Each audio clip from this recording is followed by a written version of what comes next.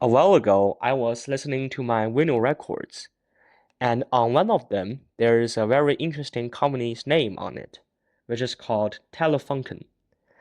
After some searching, I found out that this company is very old and it produces many electronics.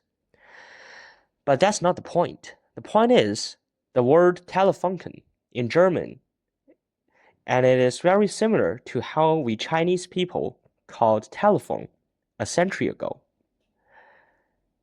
So after some digging, I found many other words that aren't originated in Chinese, but we use to represent many objects or many other things. And that's how got a glimpse in Loanword. Well, what is a loanword, you may ask? Well, here's a very classic example. You see, the word tsunami in English to describe a natural disaster originated on the ocean. But interestingly, this word is not originated in England. Instead, it was originated in Japan.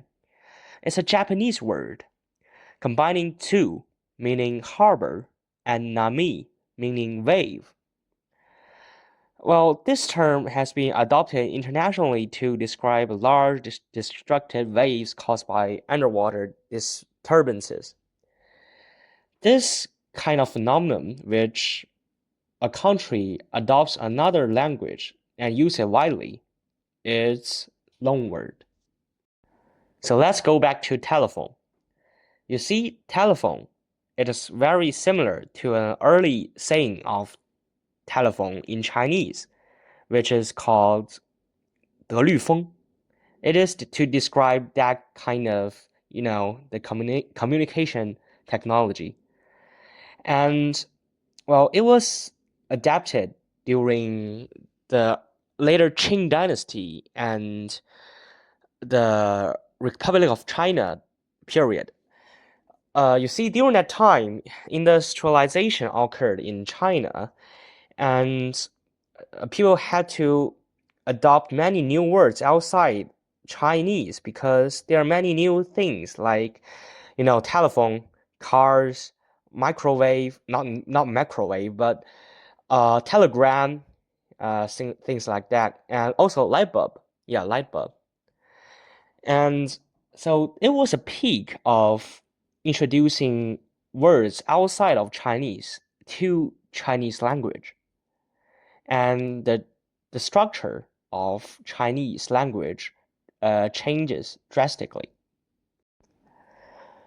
So, interestingly, this kind of phenomenon doesn't only occur in globalization, but also in ancient times. For example, in Japan, it currently consists of around 33% of words of Japanese origin and 49% of words of Chinese origin and 18% of loanwords from other languages, according to Nippon.com.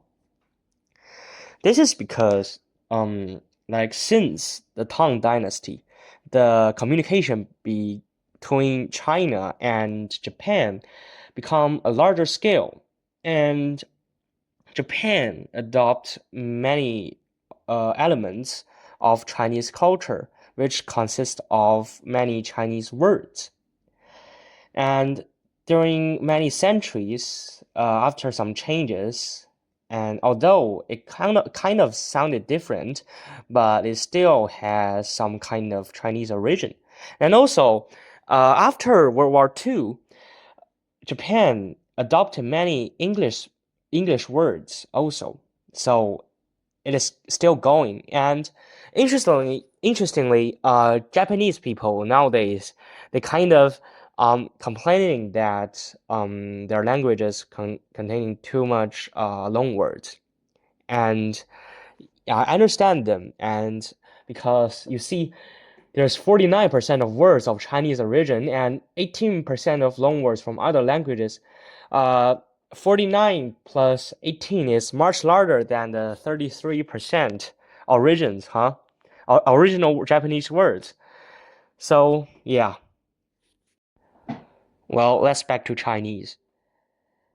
The peak of introducing loanwords to Chinese is typically during the second wave of industrialization, which during the First Anglo-Chinese War, which we call it the First Opium War, um, England opened the gate of China, and China started a kind of self-strength movement during the Qing Dynasty, which is we call it the Chinese industrialization.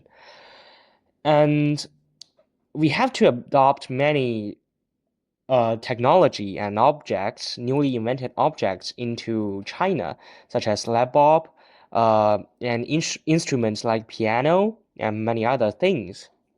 So that's how the wave of loanwords getting into China begins. So let's talk about some examples, shall we? For example, the word piano, which is a kind of Western instrument, it is translated to Chinese, which is 皮亚那. So it is like adopt the sound of that word. Also, violin, which is another kind of instrument, it is translated to Chinese, which is 梵阿林. It is also adopting the sound of that word. And starting in the beginning of the video, when we talk about the telefunken, which we adopt telephone, a kind of communicating system, to the word 德律风 is another kind of adopting the sound of that original word. But ironically, when you say piano or violin to a Chinese people, they don't know what you're talking about now, because loanwords are still going during that time, and we didn't completely adopt the sound of that word, of the original English word. Instead, we change. For example, back to telephone. We don't use 德律风 to talk about telephone in Chinese now. Instead, we use 电话 to say telephone in Chinese. It is very interesting because it was not original from English word or any kind of Western language. Instead, it was from a country that was influenced by the Chinese culture, which is Japan. The word in Japanese to describe telephone, of course, they may have many ways to describe telephone in Japan, but one of the major way to describe telephone in Japan is called denwa. You see, now you get the point. Denwa and 电话, these words are very, very similar. So let me introduce another term, which is called in Japanese, which is wasei kanji. In Chinese, which is 和制汉字, which means the Chinese characters, or not characters, Chinese words and languages, but was original from Japan. During the late 19th century, many East Asian countries trying to catch up the second wave of industrialization. And it was a time which countries studied each other. And so between China and Japan, scholars and exchange students brought many words from each other and introduced to their languages. For example, according to the professor Yang Xipeng from its book, The Study of Chinese Loanwords, there's many popular examples in Chinese still uses today. For example, the word book, which is in Chinese 读本, was originated in Japan. Also, the measure of weight in English is ton, which is similar in Chinese, dun, but it was interestingly originated from Japanese. Also, the word invention described in Chinese, which is 发明, also originated from Japan. Also, these words, law, legal person, the court, are also from Japan, which is sounded in Chinese are 法律、法人、法庭. So why we don't use 德律风 now and use 电话 to describe telephone?